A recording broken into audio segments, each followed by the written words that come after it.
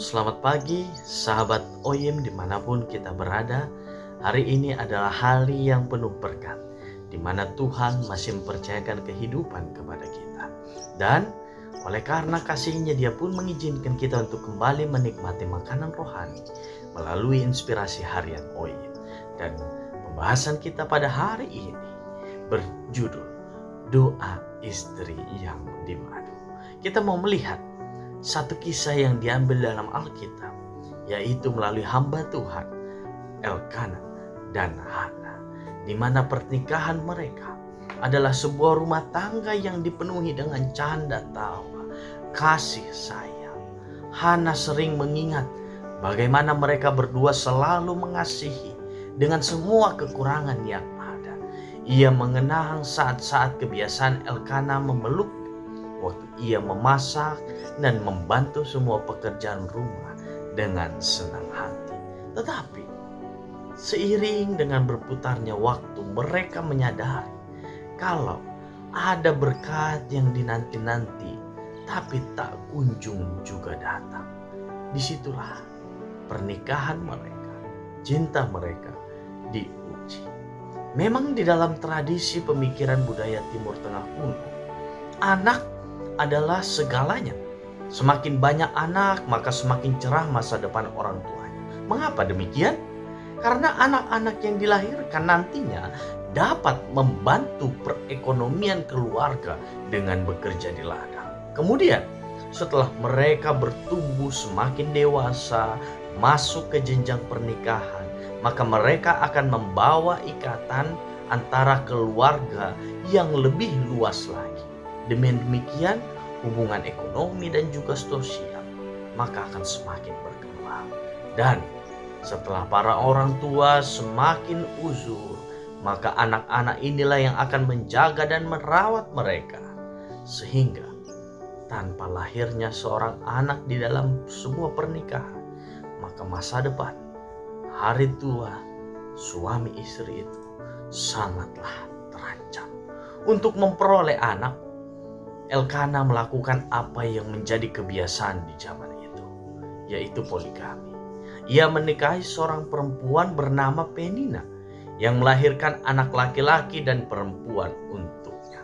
Tindakan Elkana ini menyakitkan hati Hana, terlebih lagi karena Penina adalah wanita yang congkak, yang suka merendahkan orang lain. Ia terkenal bagaimana setiap tahunnya, setiap kali berkumpul dan makan di bait Allah, Penina selalu mengejeknya, merendahkan dia. Dan setiap kali ia mengadu kepada suaminya, Elkana hanya berkata kalau ia mencintai Hana lebih daripada 10 anak laki-laki. Mendengar jawaban itu, Hana hanya terdiam, karena ia tahu bahwa pujian suaminya hanyalah gombalan kosong yang tidak berarti.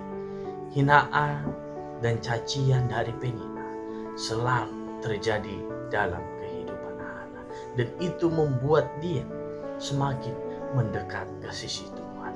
Setiap tahunnya ia selalu berdoa di kemah Allah dan meminta seorang anak. Tetapi hari itu Hana melewati batas kesabarannya. Dia terlalu sakit menerima intimidasi Penina.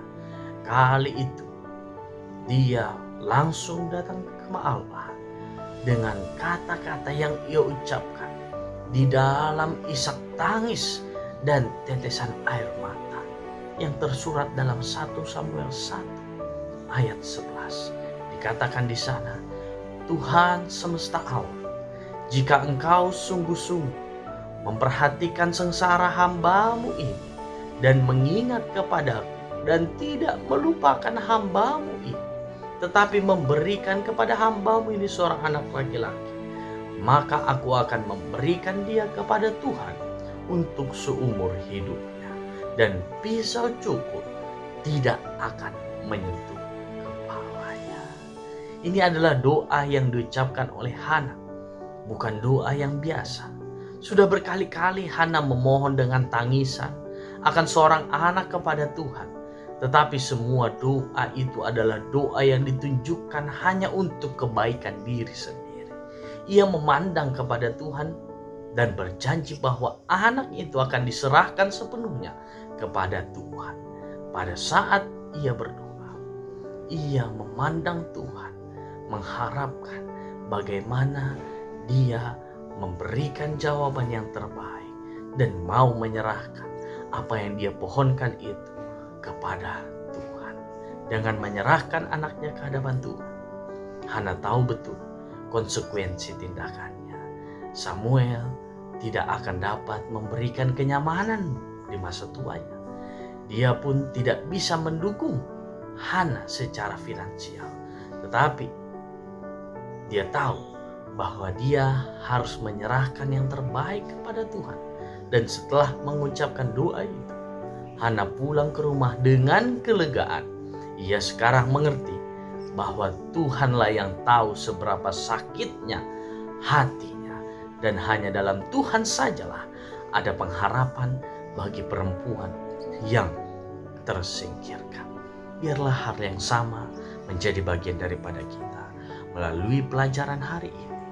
Bagi siapapun yang merasa tersakiti hatinya, datang kepada Tuhan, berdoa dengan sungguh-sungguh kepada Tuhan, bukan untuk kepentingan diri, melainkan untuk membawa iman kita semakin teguh di dalam Dia. Dan yakinlah, Dia pasti akan menjawab itu berdasarkan kebijaksanaannya. Mari kita berdoa. Bapa kami yang di surga, kami bersyukur. Pagi ini Engkau kembali memberi roti hidup bagi kami melalui pelajaran Elkana dan Hana. Kiranya Tuhan mau selalu bersama dengan kami ketika kami merasa disakiti atau diperbuat tidak adil oleh sesama kami. Tolong kami Tuhan, dan biarlah segala seru doa yang kami layangkan kehadirat Tuhan dengan tulus hati, Engkau jawab seturut dengan kemurahan dan kebijaksanaan-Mu. Terima kasih Tuhan, berkatilah kami dalam segala kegiatan di hari ini. Di dalam nama Yesus kami berdoa. Amin. Tuhan Yesus memberkati kita semua.